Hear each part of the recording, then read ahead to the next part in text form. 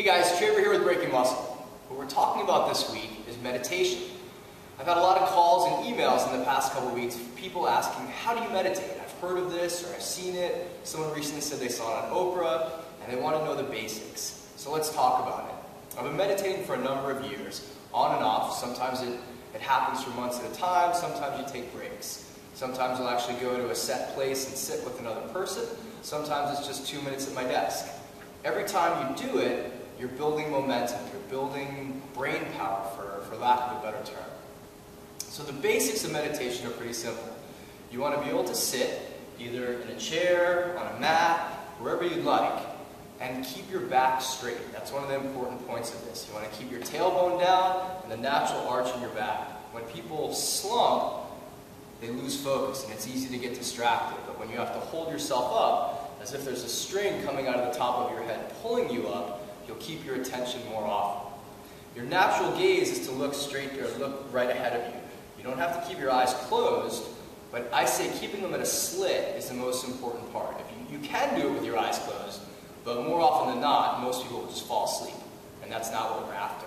So looking straight down or straight ahead, eyes at a slit, hands can be wherever you want. There's traditional Buddhism, which has you here. A lot of yoga practitioners have their hands out this way. The physicality isn't as important as what's going on in your head, although you want to use it by keeping good posture to help your head. So what happens after you've found a good position? You're nice and comfortable, you're settling in. People always say, now what do I do? Well, there's a couple different options. There's definitely mantras and specific sayings that you can repeat in your head over and over, or people can count their breaths, 1 in, 1 out, and try to get to 10, or try to focus on nothing. And this is where the challenge comes in. And the best way I can explain it is imagine that you're sitting in the middle of a crowded airport, and you have your seat. Now there's people going by you all the time, just like you have thoughts that enter your head all the time. What you want to do is be the observer of these thoughts, just like you're going to be the observer of those people at the airport. What we don't do at an airport is see someone and then follow them to their gate every single time that we're there. If we did that, we'd be exhausted, and that's a lot of what happens with your thoughts though. You're sitting here thinking, I have to do my laundry today. All right, well let that thought come in and pass. If you go, I think I have to do my laundry today, and that thought pulls you and takes you back on a mental movie, then you're gone. And it may be 2 or 3 minutes before you realize, holy smokes, I followed that thought halfway to its gate. In which case, you just want to come back to your center. You want to refocus on your breathing. And don't judge it. Don't go, oh man, crap, I can't believe that I followed that guy halfway to his gate. I should have just stayed here and sat quietly. Just let it go. Return to your breathing, going back to 1, 2. Okay, there was a thought. I have to do something this afternoon, but it's gone. Not a problem. So focus on your breathing. Focus and follow. Listen to the sound of your breath coming in. Listen to the sound of your breath going back out.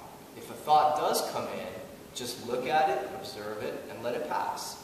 If it does catch your attention and happens to take you halfway to the gate, no problem. As soon as you realize where you are, don't judge, just come back to your seat and refocus on your breathing.